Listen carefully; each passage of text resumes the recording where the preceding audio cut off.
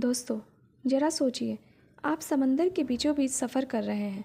अचानक आपको एक ऐसा आलीशान जहाज़ मिलता है जिसके अंदर खाने की मेज़ सजी है, चाय का कप अभी भी गर्म है, कीमती खजाना अपनी जगह सुरक्षित है, लेकिन उस जहाज़ पर मौजूद एक भी इंसान वहाँ नहीं है।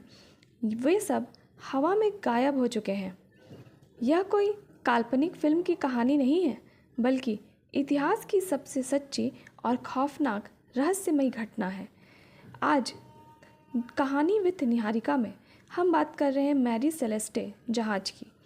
एक ऐसा भूतिया जहाज़ जिसका रहस्य आज 150 साल बाद भी दुनिया के बड़े से बड़े वैज्ञानिक, पुलिस और सरकारें नहीं सुलझा पाई हैं। आखिर उस दिन उस जहाज़ पर ऐसा क्या हुआ था कि सभी लोग अचानक गायब हो गए? चलिए जानते हैं पूरी कहानी शुरू से। यह घटना शुरू होती है साल 1872 में।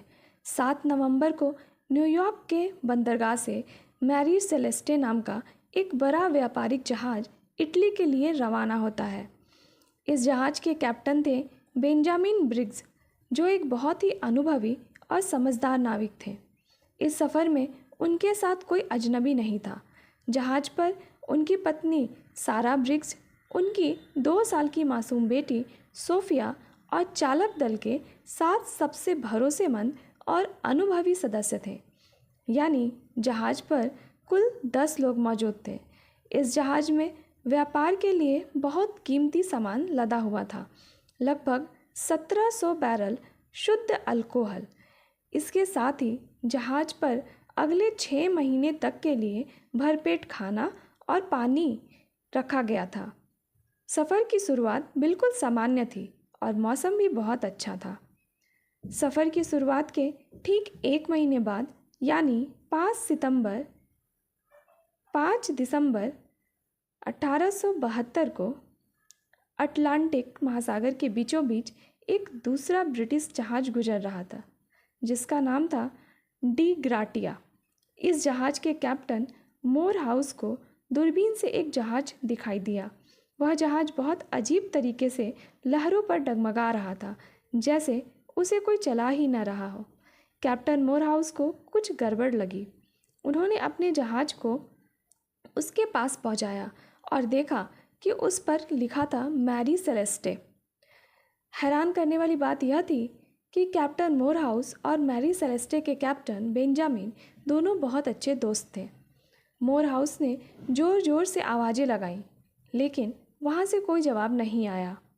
आखिरकार कैप्टन मोरहाउस ने अपने 3 नाविकों को एक छोटी नाव देकर मैरी सेलेस्टे के अंदर जांच करने के लिए भेजा।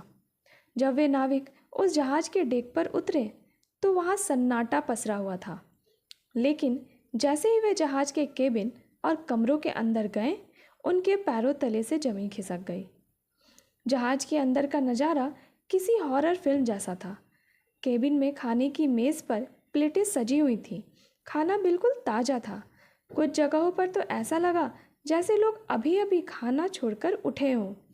कैप्टन की पत्नी की सिलाई मशीन खुली हुई थी और उस पर कपड़ा रखा था। मासूम बच्ची के खिलौने बिस्तर पर बिखरे पड़े थे। जहाज़ पर रखे कीमती सोने चांदी के सिक्के, पैसे और नाविकों की कीमती सामान वैसे का वैसा ही सुरक्षित था। सबसे बड़ी बात, जहाज़ को किसी तूफान या चट्टान से कोई नुकसान नहीं पहुंचा था। उसमें पूरे 6 महीने का राशन सुरक्षित था, लेकिन जहाज़ पर एक भी जिंदा या मुर्दा इंसान नहीं था। वे सभी 10 लोग गायब थे।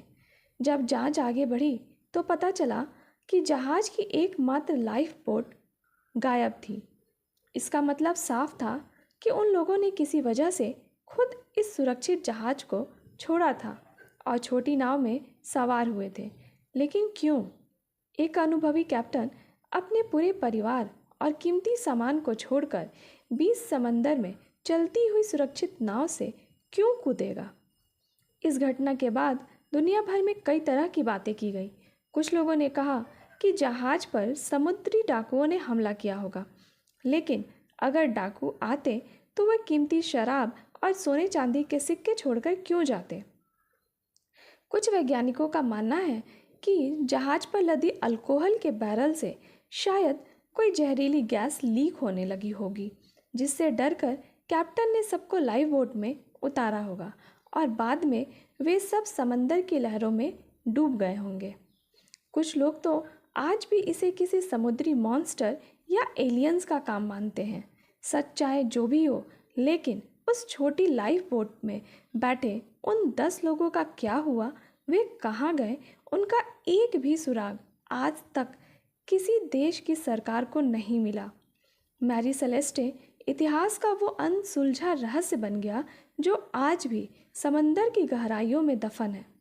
दोस्तों, आपको क्या लगता है कि कैप्टन ब्रिग्स और उनके परिवार के साथ उस दिन क्या हुआ होगा? मुझे कमेंट बॉक्स में ज़रूर बताएं। अगर आपको यह सच्ची रहस्यमय कहानी अच्छी लगी हो तो वीडियो की लाइक करें और हमारे चैनल कहानी विद निहारिका को सब्सक्राइब करना ना भूलें।